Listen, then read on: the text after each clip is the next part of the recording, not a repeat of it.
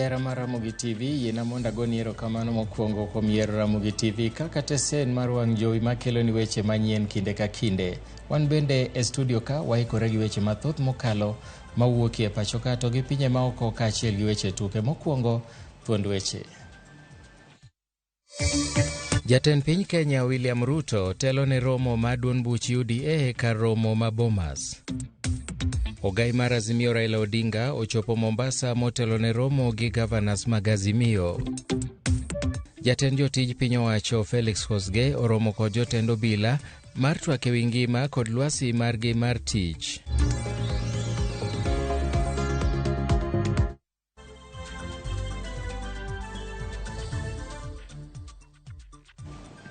In gi thuolo mar orona ote machuok kokale laini maro mar ote machuok ma en 3-600 machiegni nyinga Milton Ochieng'. Ogai mar riwruog Azimio la Umoja Raila Odinga nitiere kaunti ma Mombasa kumigeno nodhi bago romo gi governors kaachiel kod jotelo mopogore opogore mantiere riwruog Azimio la Umoja. Raila mano wuotho gi jotelo mopogore opogore magin kaachiel gi gavana machon Wycliffe Oparanya ne omole alap mar ndeke ma Moi Mombasa odhiambo manyoro kama noromne gi gavana Abdul Swamad Sharif Nasir e kind jotelo mamoko. Kaluwore gi ote gavana Nasir e yor mbui, migosi Raila Odinga biro bago romo gi jotelo mopogore thuolo mar ndalo 2 Mombasa. E ote gavana ma Kisumu Anyang' Nyong'o ma bende nosechopo Mombasa, romo no geto twak ewi okange magisego e ten loch gwenge e thuolo mar higni 10 mokalo.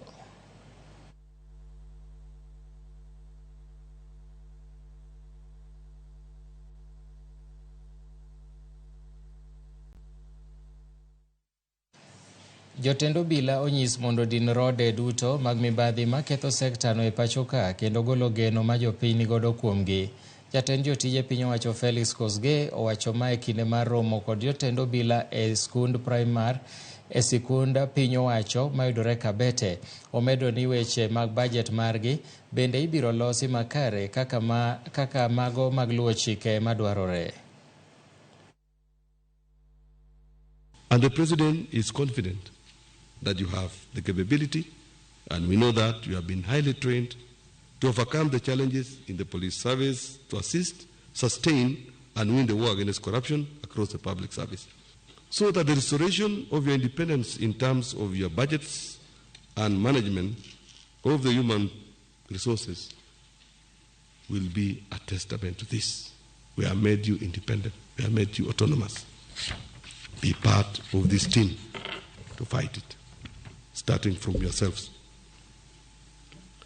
And you need to know that budgetary independence always comes with responsibility. You will be accountable for utilization of the resources. And to avoid challenges, it is important that you put in place adequate and effective internal control and risk management frameworks to secure the resources and adhere to the principles contained in the Public Finance Management Act. And this is the decision that was made by His Excellency the President, that the police has to be autonomous. And it was not only finances. We have asked your leadership to look through the National Police Service Commission and the IG office to ensure that we have a true autonomy, not, ticking a box. In terms of personnel, how are you? You need to make sure that you have qualified, adequate personnel that can serve the service properly.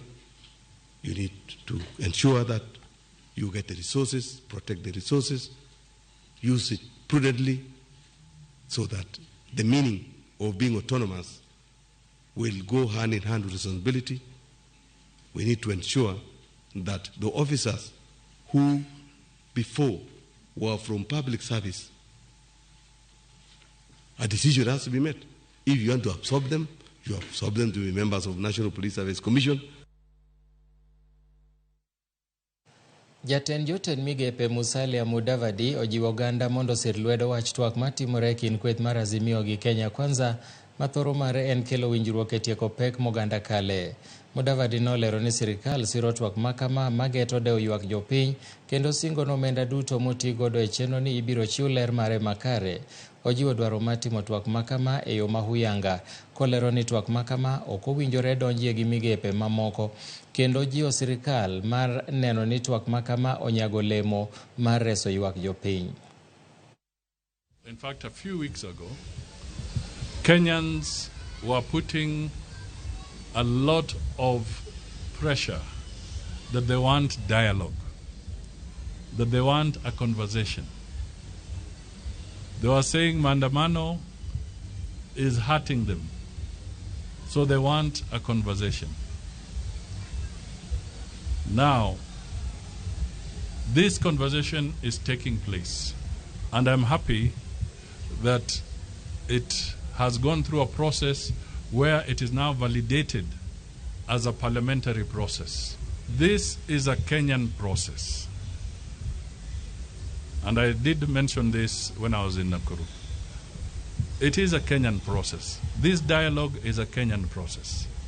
We don't want a Kenyan process funded by external resources. Jopiny mokade koro chwalo ng'ure mbele mado e wi aput matayo twak matheke kin sirikal gi kweth mapingo piny owacho. Giwacho ni ne ok onyuan pach jopiny e yango aput makamano, ma bende giramo nomiyo mana josiasa madwaro loko pen chike kende pek. Isa Elanyi Chamau, Patrick Karani gi Paul Ng'wenyu wacho ni aput maromo Bomas noero onge kod teko mochiw ne pen chike mapachoka kendo nego thiche oko mapiyo. Ywak margi ni aput makamano bende dhi tiyo kod omenda makore lach mokalo ma jopiny ema biro chulo ka ok gine ber ma twak makamano biro kelo n'oganda.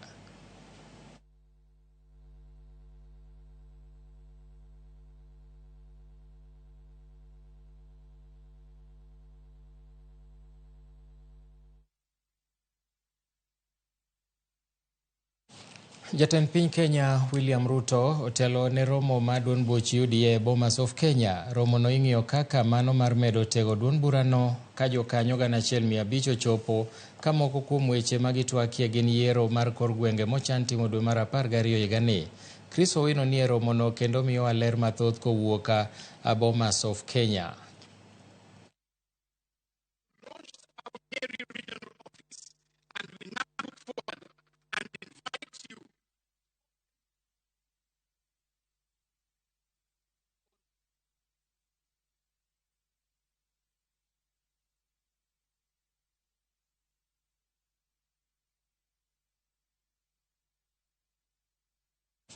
Watimo mos ahinya kaluwore gi ng'ikruok motimoreno, kata kamano wabiro duoge wach makamano e thuolo mabiro.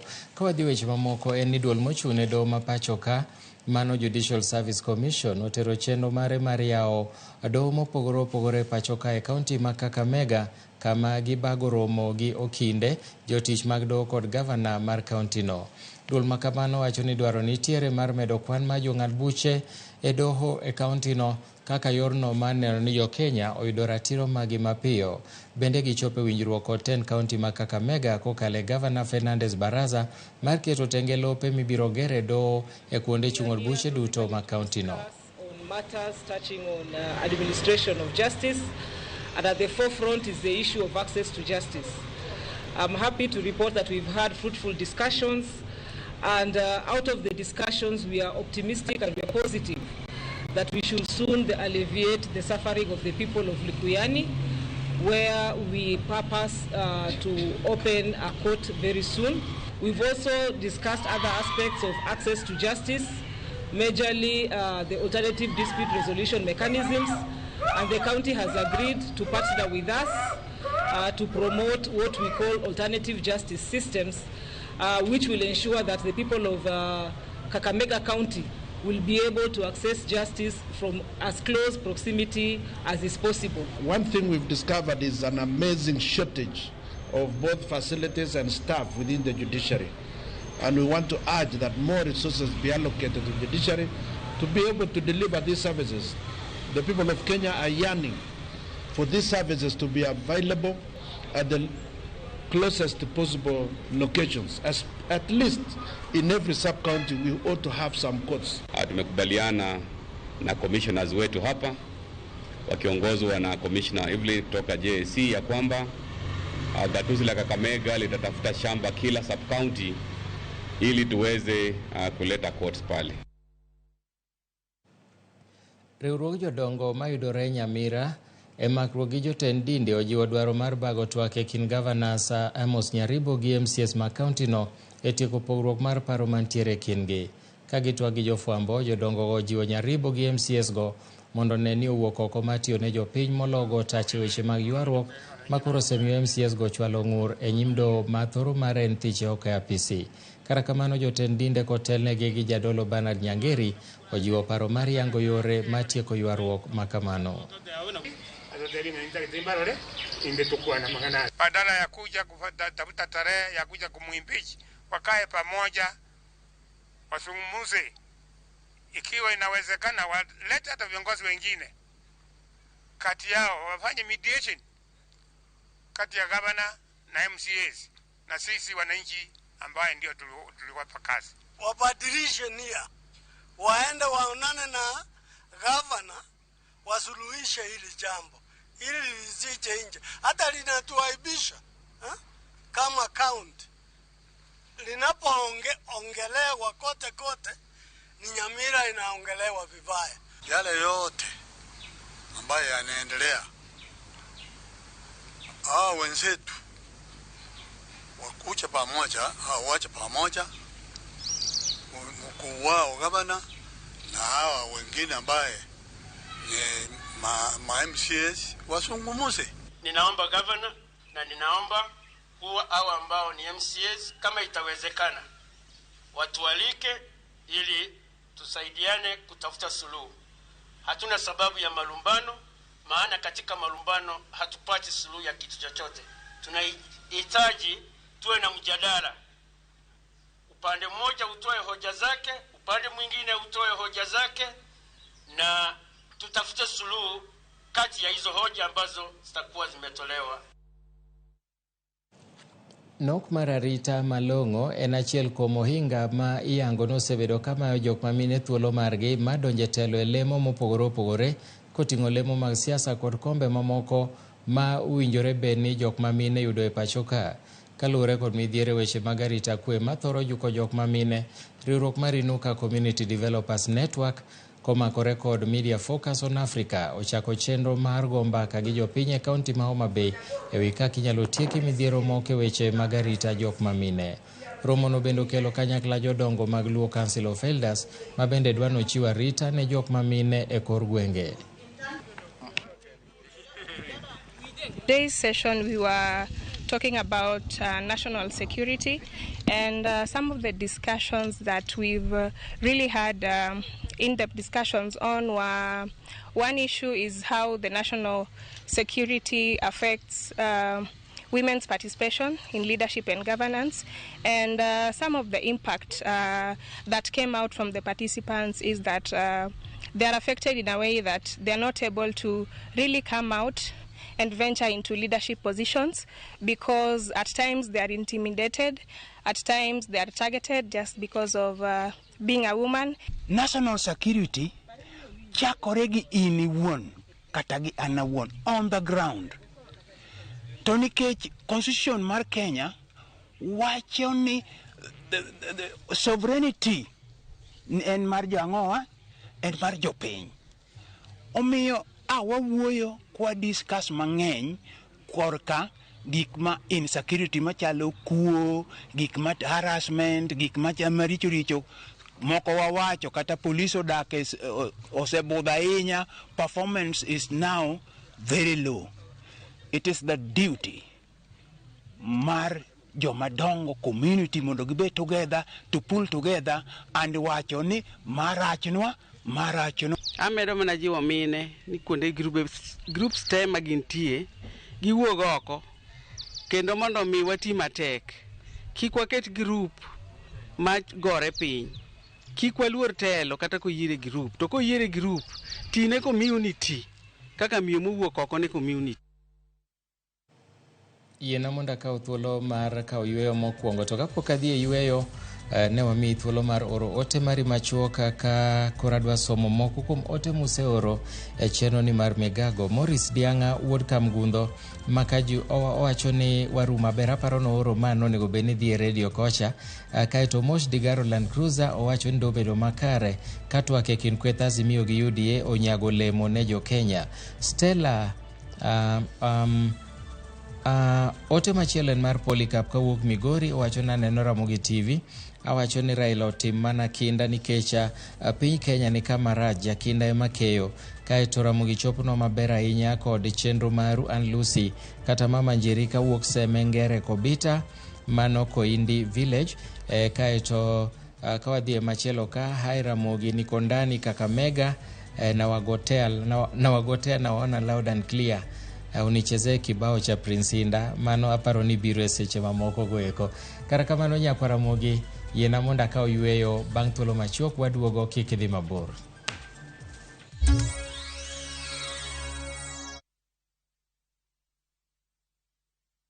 Jipange na view sasa uduogi ber mathoth. Yur thuolo mar bedo jaloch mar omenda miloyo pile ka pile ka ineno tuke malombo ji e view sasa gi siling 10 kende. Wan kod 100,000 miloyo pile ka pile, $500,000 miloyo juma ka juma kod grand draw mar $1,300,000. Mondo ibed jaloch, gima itimo yot mokalo. Star 487 3# yier kama ondiki ni jipange na view sasa. Bang'e yier kama ondiki ni package mondo iyud points mabiro keti thuolo maber mar bedo jaloch mar milionde modhuro.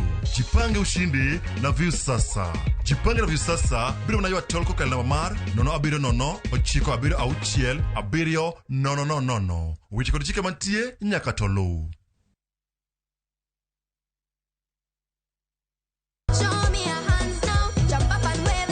Chenro ni miyo ngeso ka ngeso kinyi bedo maber kendo maler moloyo. Wan gi talanta loso gi lwedo, wapuonji tedo miel manyasani, sigana kod moko mamit. Yeni mrefu hadi ndege kipita naomba change. Chenro mar nyithindo mawuoyo ewi nyithindo kendo makelo ni gi nyithindo. Kikelo ni kod Loxp, Sally the Queen gi Josephine George mana e rogo mar nyithindo e Ramogi TV.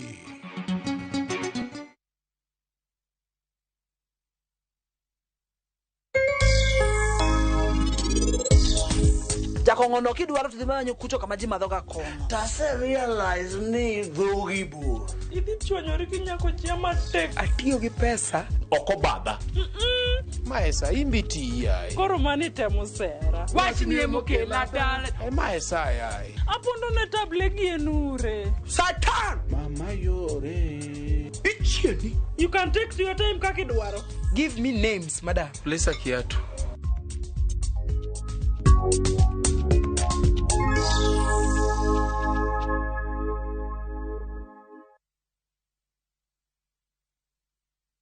Ngori kukupata ni kitu ya kawaida.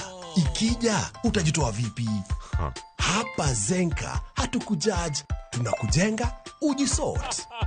Ingia Google Play Store, download Zenka na uregister to sort ngori zako.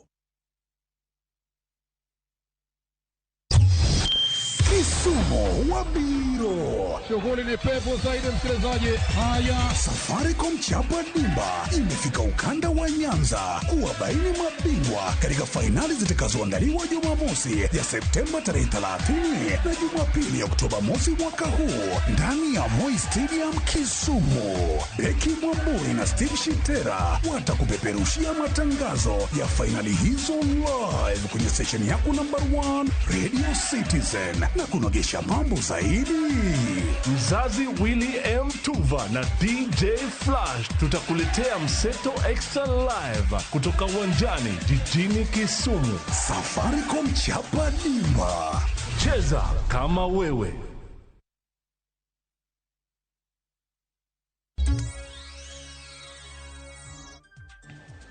Machiegni kendo janeno Jambetre mawuok e piny Ufaransa Sam Arnold Seke oyango ni pod nitiere dwaro mar nywako lwedo e neno oganda oritore e yo mowinjore mar geng'o tuoche kaka malaria, kahera kata ayaki mondo oganda onyal dago ngima makare.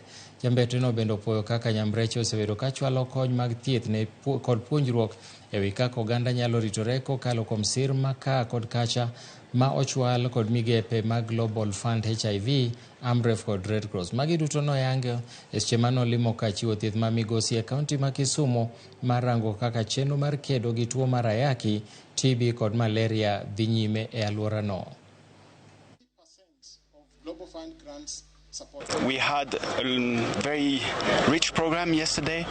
We went to see our partnership and the results in terms of water, sanitation, but also health. We wanted to see how this support has been translated in the ground here in Migosi Hospital and largely in Kisumu area.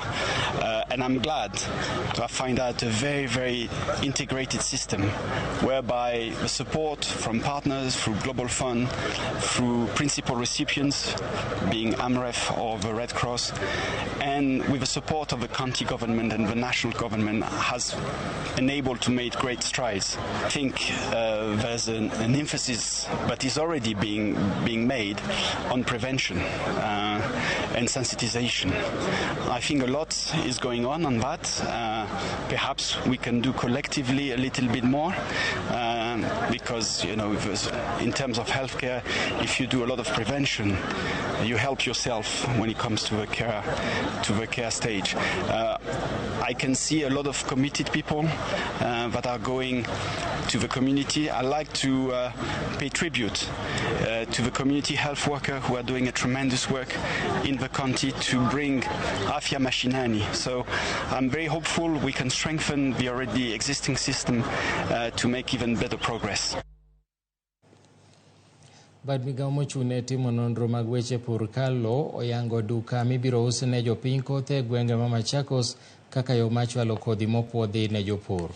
Jalup jatend Kalo e gwengego Felistas Makini owacho ni okang' ma kamano igeno ni biro jiwo yuto mag jopur kojiwo gi mondo mi kik giwe kodh El Nino machakore dwe manyien dhi nono. Makini bende nowacho ni dukni machalo kamago ibiro yaw e gwenge mamoko ahinya te bombe mondo mi jopur oyud kodhi e yo mayot. Kochakore kod Machakos, Kalo biro yaw dukni 16 e kauntis mamoko kaka yo mar bero ohala mar pur n'oganda. Haja sana ya haya maduka ni kuhakikisha tumeleta mbegu iliyo bora, iliyothibitishwa karibu na wakulima.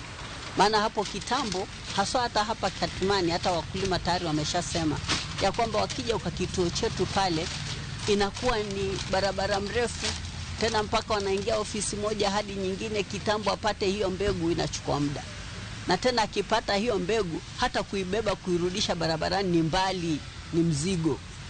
Kwa hivyo tukaona kama Kalro, kwa kuhakikisha kwamba mbegu hizi tumezileta karibu na mkulima, hata akipita barabarani akija na matatu anaweza kushuka tu kwa haraka achukue mbegu iliyothibitishwa na akaweza kuinunua na kuifikia na kwenda nayo. Na hiyo ili tuweze kuatia wakulima moyo sana ili waweze kununua mbegu iliyothibitishwa. Mkulima shops kwa wakati huu tunataka ziwe kwa vituo mbalimbali ambao ni 16 kwa Kenya, ambazo tumechagua kulingana na vile ile demand ya mbegu iko na kulingana na maeneo ya hali ya anga vile iko. Kama Machakos County tunaungana pamoja na Kalo, tunawasupport na tunataka wakulima wetu wakuje kununua mbegu hapa. Take advantage of the coming rains. We have the best soil, climate yetu ni nzuri. Counties 24 chano mar yudo ber mayudo kodhi mag maua miloso godo mor tedo kokalo chenro mong'ere kaka Edible Oil Promotion Project. Chenro ma kamano mibichwal kod thuolo mar higni 5 ichwalo kod duol mochung' ne weche mag pur e pacho ka AFA, mawacho ni kothe ma kamago mibichiw ne jopur ong'iew kowuok e piny mar Zambia. Duol mar AFA owacho ni dwaro makamano biro kelo resruok e kind thuolo mabiro chutho to kaluwore gi dwaro mar piny Kenya mar ng'iewo modhi kowuok e pinje ma oko ata malo 50. Twak makamano twaki e romo mane oywayo duol mochung'ne weche mag pur e pachoka gi duol mochung'ne governors e Thurka. Of sunflower, moving it from just 4,000 acres previously, and we want to thank the national government for that cooperation and support. And I'm here representing the Council of Governors. We are now to search for where we could get seeds, and the nearest we could get seed was in Zambia. So our officers, including our Director General, and to go there and get seeds. And this morning we finalized all the approvals we needed, and we are almost confident that in 2 weeks' time we have the seeds here with us in the country, which will be distributed to 24 counties. These 24 counties have been selected as a pilot scheme. Today we are here because we have a new project known as Edible Oil Crops Promotion Project, which became effective 1st of July, and it will take about 5 years. And we have set clear targets which we want to achieve by the end of this 5 years project. But as you are aware, the mandate of the national government is primarily policy, and the mandate of implementation of actual projects actually lies in the counties. Janon buge omenda mag piny owacho oyango ni mudho nokwako moko kuom chudo manotim kod piny owacho mar kaunti ma Migori e omenda 2021-2022.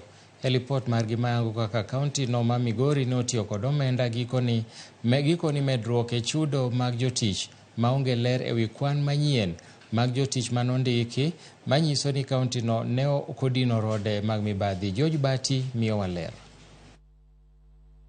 E lipod nondo mar janon buge omenda mag piny owacho kaka kaunti ma Migori notiyo kod omenda hik omenda mag 2021-2022. Janon buge omenda onyiso to e wi ler mar kaka piny owacho no e telo mokalo notiyo kod omenda e chudo mag jotich. Medruok mar siling milion 309,665 835 e chudo mar jotich e hik omenda mag 2021-2022 kopim kod hik omenda mag 2020-2021 kelo chich. Ka janon buge omenda koni onge gima nyiso ni ne opuodh chudo makamano kendo ni ma odhi ataro mar chike mag omenda. Janon buge omenda koni ler e wi kaka ne ochul jotij 1,125 mag lwedo milion 40,630,191 ler ne onge kaluwore ni onge gima nyiso bad migawo moramora manochwalo kwayo mar chudo ne jotijego, kendo onge andika mar orak manyiso kaka ne jotijego ndike tich kod kaka ne gidonje tich. Bende oyangore ni bod mandiko jotije kaunti ma Migori ne ondiko jotije lwedo 413 ma ok oketie budget, ka bende onge bad migawo moramora mar kaunti manochwalo kwayo mondo migi jotich. E kind bilion 2,644,465,618 mane piny owacho mar kaunti ma Migori ne oketo ne nyiewo mwandu mag kaunti koting'o milion 720,808 kod 23 mane oket ne nyiewo mwandu moyiedhi kod milion 38,581 kod 50 mane oket ne migawo mar tuke kod somo mar nyiewo gige tugo koting'o lep tugo kod gige nyiso kido kod timbe. Kata kamano, gima kelo chich kaka omenda ne otiyo en ni onge ler e wi kweth manomi lewnigo koting'o lep tugo kod mwandu mamoko. Bende mudho imo kaka ne oti kod milion 18,369 kod 450 mane oket ne migawo mar pur, kaluwore ni onge ler masiro nyiepo mag mwandugo e kar keno kata sito mar kaunti. Chudo machielo makelo penjo en milion 14,292,550 mar okumba mag nyamburko mane oket ne nyamburko 37 mag kaunti. Kata kamano, janon buge omenda ok nyal yudo ler kaka ne otim nonro mag nyamburko go ma dho ngere dendo ni evaluation ne nyamburko 37 mane omiyo okumba makamago. Lipod no bende yango ni bilion 1,626,972 mane oket ne loso mwandu kaunti ka oting'o milion 254,594,998 mar gedo kod milion mamoko 32,165 kod 40 mane oket ne tieko gedo mag kar jotuo moyawore ma ICU e od thieth maduong' ma Migori. Tend kaunti ne ok nyal yango lendo mag tijno. Winjruok mano bedo e kind kaunti ma Migori kod jal mano miyo rak, lipot manyiso kaka tich ne dhi nyime kod kaka notim chudo ne tijego. Ler mar kaka noti kod milion 20,620 bende ok nyal yang malong'o, ma oting'o milion 18,820 mar nyiewo lowo mar kar wito yugi e boma ma Migori kod $1.8 mar yaro od thieth ma othoro dispensary. Kata kamano, obok mag lowo kata title deeds ne ok ochwal ne janon Bugi omenda mondo oyang adieri wi ng'iepo mag lopego. Kata obedo ni kaunti ma Migori telo mokalo ne oketo $124,130,629 ne weche mag tiegruok mag jotich, janon Bugi omenda mag piny owacho lipod ginyiso to, kaluwore ni onge gima nyiso ni ng'eyo mag jotijego e wi telo mag counties nomedore bang' tiyo kod $22,555,172. Kaunti ma Migori bende ne ok nyal yango yor lony manyasani dwaro mar choko mar osuru mane gigeto, kendo ni moko kuom jotich e migawo mar choko osuru ma Awendo, Kuria East, Nyatike kod Uriri ne ok nyal donjo e lai mag mbui mag choko osuru kaluwore kod onge mag gige lony manyasani moromo. Tije mane pok otieki bende moko kuomgi ne osechul ka gima osetiek gedo magi. E yango kaka counties nyalo tiyo makare, janon Bugi omenda okoni deko mar omenda mawuok e piny owacho mamalo kadhi ne counties osethiro tieko e wang' sa chenro mag dongruok manochaki kaluwore ni moko kuom omenda manowinjo chwal ne kaunti ma Migori e omenda 220,221 ne oduogo chwal ne kaunti no mane dwe mar 7 mar higa mokalo. George Bati, Ramogi TV. Jagoro mongirore migawo mar weche nam Shadrack Mwadime koni maino ma piny owacho oketo e chenro mar bero yuto mawuok e nam midendo ni The Blue Economy ema biro konyo e tieko midhiero mag thuolo mag tije mokwako rowere mathoth ma pacho ka. Kano loso Mombasa e nyasi mar yango odiechieng' chenro mag nam kata World Maritime Day, Mwadime nokoni en ayanga ni lokruok mag kor lwasi bende en midhiero mokwako chwech mopogore opogore manie dier nam. Achiel kuom maino mokoni piny owacho keto en mar tieko midhiero mataka to chutho mag plastik ma ichwalo e nam ma bende ikoni rach e ngima chwech duto manie nam. We are on the right course. Even as we exploit the resources within the blue economy, we've had challenges concerning our young people accessing employment opportunities. This is the way to go. Our young people are a major resource. We shall not complain concerning them as we look ahead, and I see a bright future for the African continent as they exploit the resources within the blue economy, within the maritime, sector. They will not only be coming up with innovative ways in terms of new technology to produce goods that will be beneficial to the Kenyan community, but I foresee that even the market is available within. We will not even need to sell our products abroad because of the population that obtains in Africa and will continue increasing even as time goes by.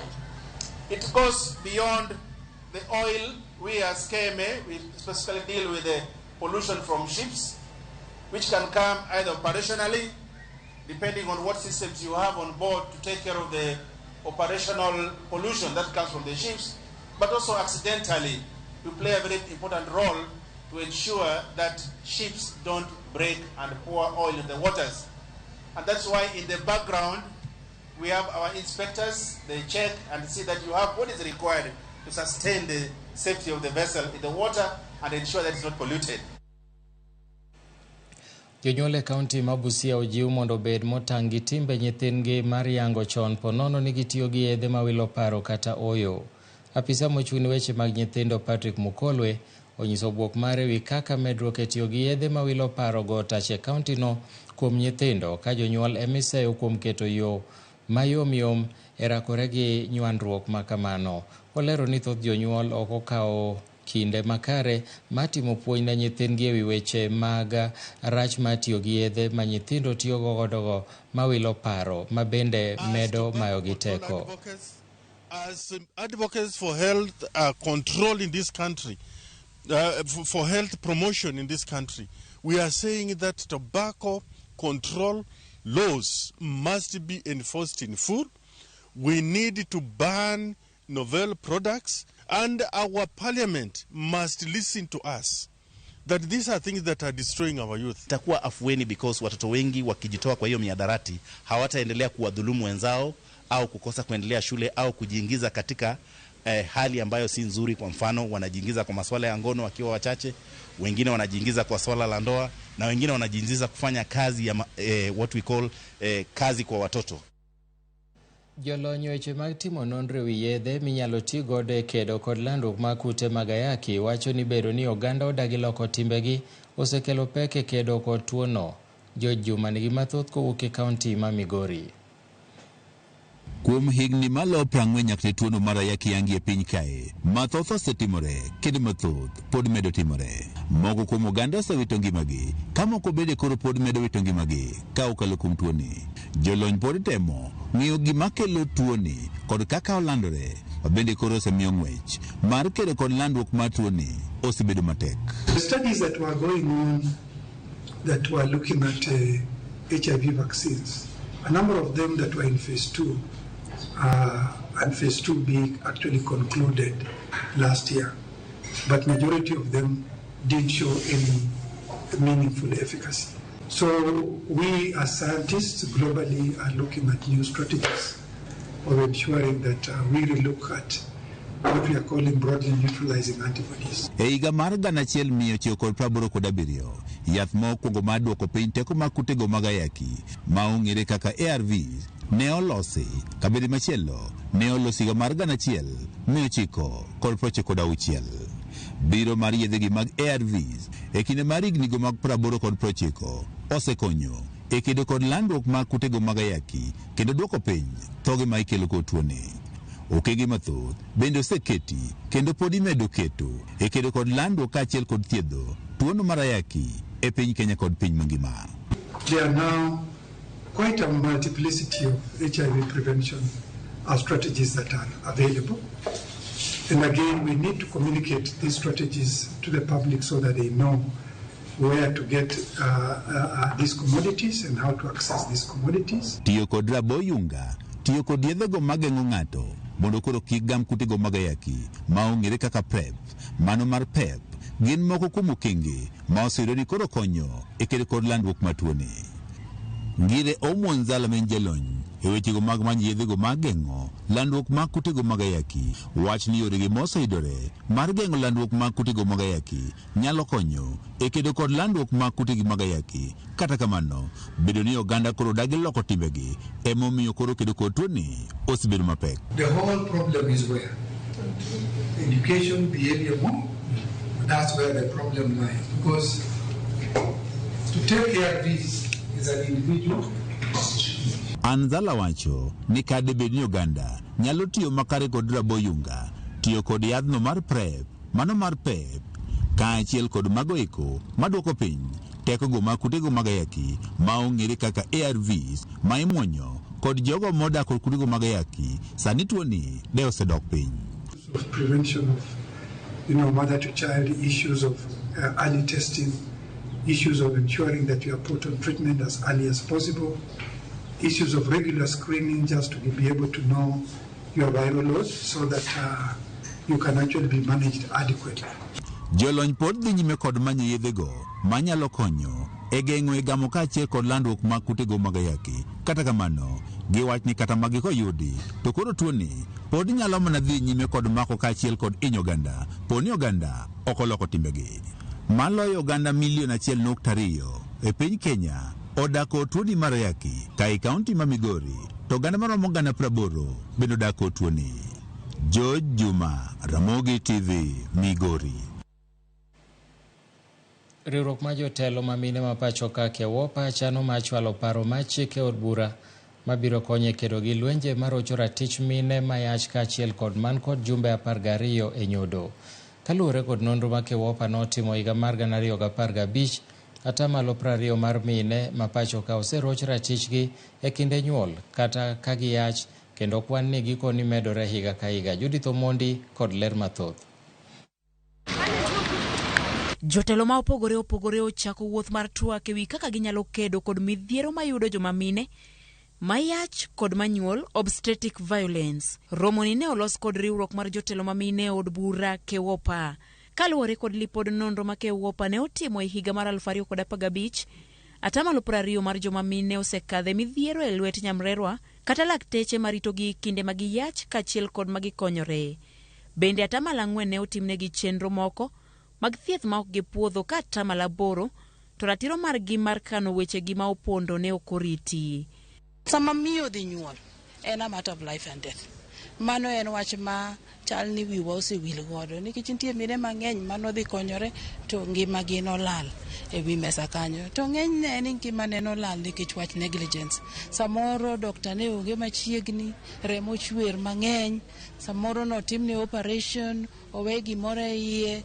To nitie kata jomoko ma osekale gini ma bang' nyuol odhi odere.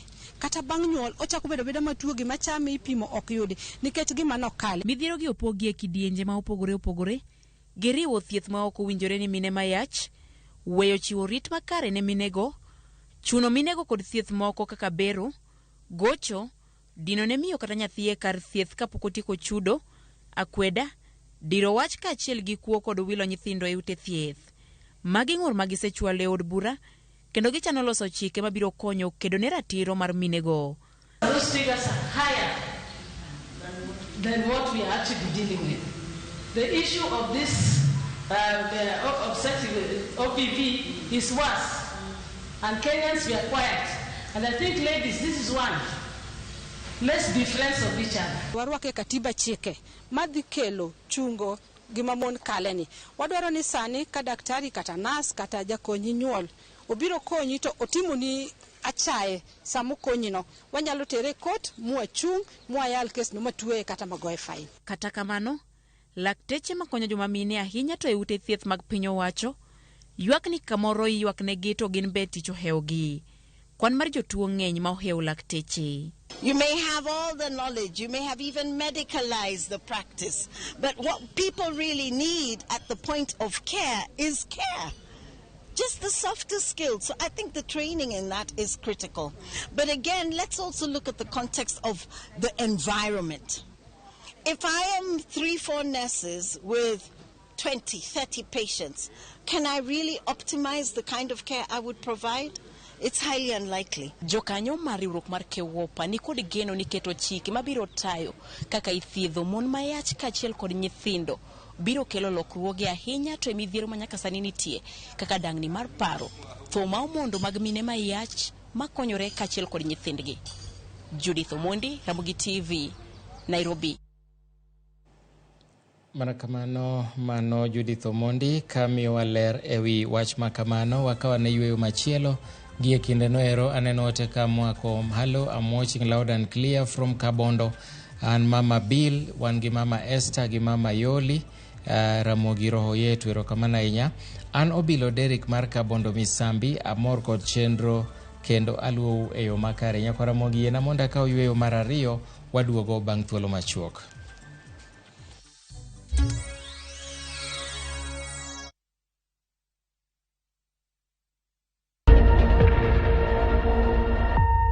Obed paw siasa, ohala, telo, thieth, jiwo ratich oganda, kata mana somo.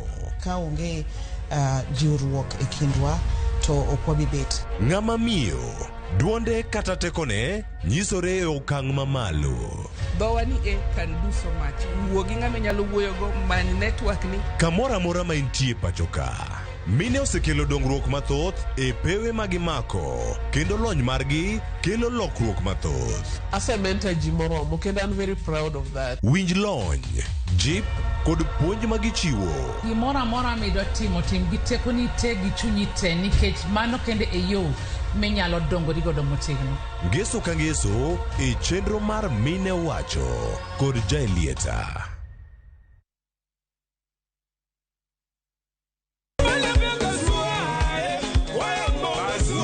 Golo mar rumba siko kinde duto.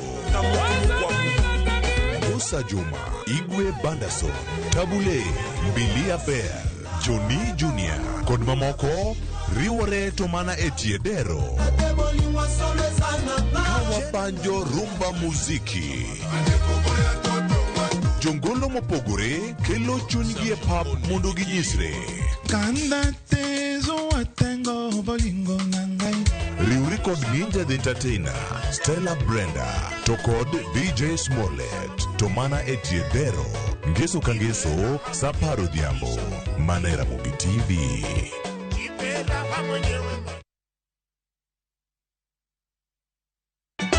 Ka osiep motegno kod johot moherore ritore.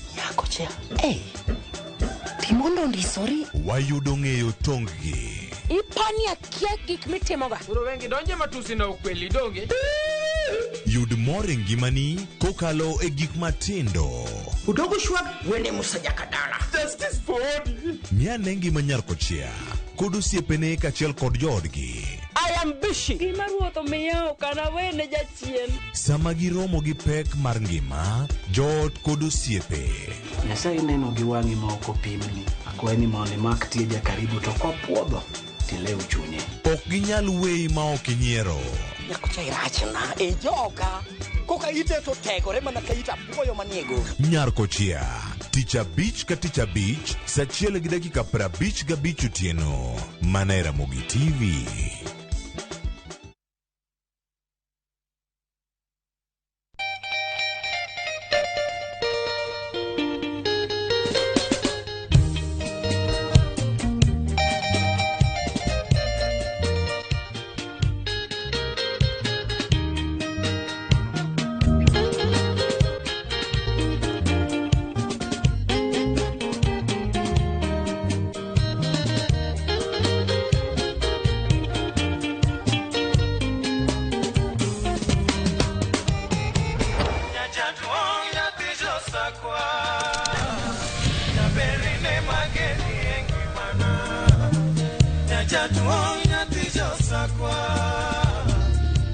Radio Ramogi, Cartoon Jaluo. Radio Ramogi.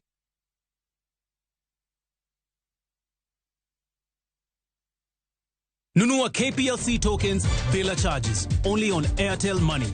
Dial *334#. Select Lipa na Airtel Pay Bill, then select KPLC.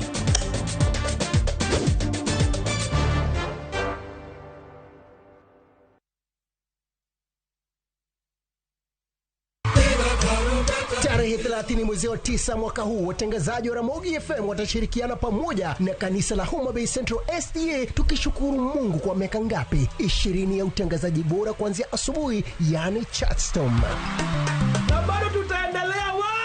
Tutafululiza siku ya Jumapili tarehe 1 mwezi wa 10 2023 kuanzia asubuhi. Hapo ndio sasa sherehe itanoga, wakati tukifunga rasmi Ramogi at 20. Fika mapema pale Suri Beach, Migori County, tujienjoy kwenye sherehe kubwa kabisa ya Rage Festival. Njoo ujionee michezo mbalimbali katika eneo la beach, tukiburudika na watangazaji wa Ramogi FM. Yenye misiki, yule atagonga misiki, atapiga misiki. Eli toto, parogaja subai. Ilikuwa ni kionjo tu Kisumu, Migori na Homa Bay patachimbika.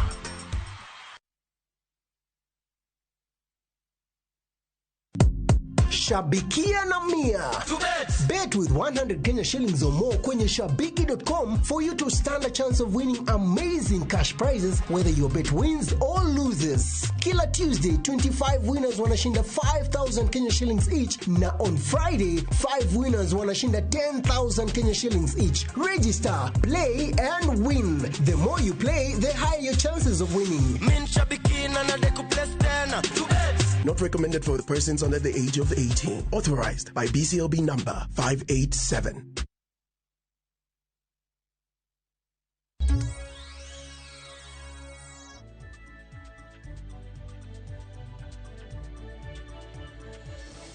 Machiegni kendo, kaunti ma Kitui oketo thengelo maromo eka 50 mar gero yawo maduong' matiyo gi pi aora Tana. Lobno ibiro ti godo kod midusa kod jotije magero yawono, mabiro konyo jodak ma kauntis ma Kitui, Embu kod Tharaka. Maerio yangi kod jatend migawo mar pi e kaunti ma Kitui, Peter Mkunda, e kinde manolimo ward ma Tharaka kuma gidwa ng'iewe lopego, ka mano en chenro machakore e thuoloni. Tuko hapa kwa niaba ya gavana wetu Dr. Malombe, kwa sababu ametuambia tutafute shamba yenye kaunti inaweza kununua, then na yule contractor akikuja apatiwe aweke kampa hapo.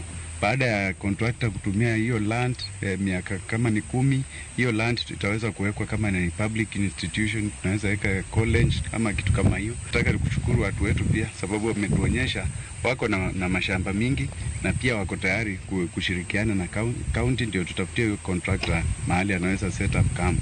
tunajua kwamba hii kambi ikiwa pande ya Kitui, watu wetu wataweza kufaidika sana, hasa vijana wetu kwa ajili ya kupata kazi, wale watu wanafanya mambo ya biashara, wale wako na mikahawa, wale wako na mambo ya malazi, wale wako na biashara tofauti wataweza kufaidika zaidi ile kambi ikiwa pande hii yetu ya Kitui County. Ile advantage ambayo tunapata kutokana na hili ni kwamba kuna watu zaidi ya 2,000 ambao watapiga kambi hapa, na watu zaidi ya 2,000 wakipiga kambi katika eneo letu la Kitui, inamaanisha itakuwa ni kitega uchumi kikubwa sana kwa watu wa eneo hili. Na kwa hivyo tunataka kutumia binu zote, tuweke miundo msingi kisawasawa, ndiposa tuhakikishe yule contractor ambaye anakuja atapata kwamba eneo hili letu la Kitui lina nafasi nzuri wao kuweza kuweka ile kambi.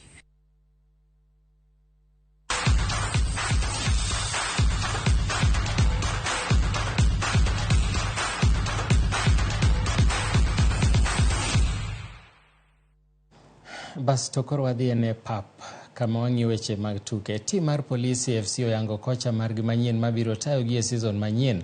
Safgo Lukarozi biro tayo polis manyaka sani pokolo tugo mora mora kuom tuke 4 mag league ma gisegoyo. Telo mar polisi FC owacho ni ne ochuno mondo migi kao okang' mapiyo kaluwore gi duoko marach ma polisi FC ochako godo e season manyien ni. Lukarozi nosebedo japuonj mar Gor Mahia kod FC Leopards kaachiel gi timbe mamoko e lig ma Tanzania. Osingo mar konyo polisi FC yudo simbo margi mokwongo mar lig maduong' ma pacho ka. They're going to help me with some informations. Also, I'm going to work with them 1 hour and a half today, 1 hour and a half tomorrow to try to pick up some pieces which we can change in such a short time. And then let's come on Saturday, let's do the job. We are not here for top 4. We are here for top 1. Of course, first game will be a bit, all of us should be a bit nervous until we're gonna know situation a bit deeper and to know better players and everything, but we have to start from the first game. Tuliangalia jinsi tulivyoanza ligi msimu huu, haikuwa inapendeza wengi. Kidogo tulikuwa tunakwama mahali na hatujapata win mpaka sasa katika mechi zile 4 ambazo tumecheza. So kufikiria zaidi tukaona ni muhimu kuinject professionalism katika hiyo team. Tuke mag lig maduong' ma pacho ka dhi nyime kendo gi kodirani. Muhoroni Youth rwako Ulinzi Stars kawuone boma ma Muhoroni ka Sofapaka dhi bedo weg pacho ka gigocho gi Nairobi City Stars kiny. Polis kiny nogochi gi Bidco United eka Nzoia Sugar dhi rwako Murang'a Seals. E tuke ma Jumapil, Gor Mahia biro gocho gi KCB alap manyayo eka Bandari biro rwako Kakamega Homeboys to AFC Leopards biro gocho gi Shabana e kin tuke mamoko ma bende idhigo e giko mar odirani.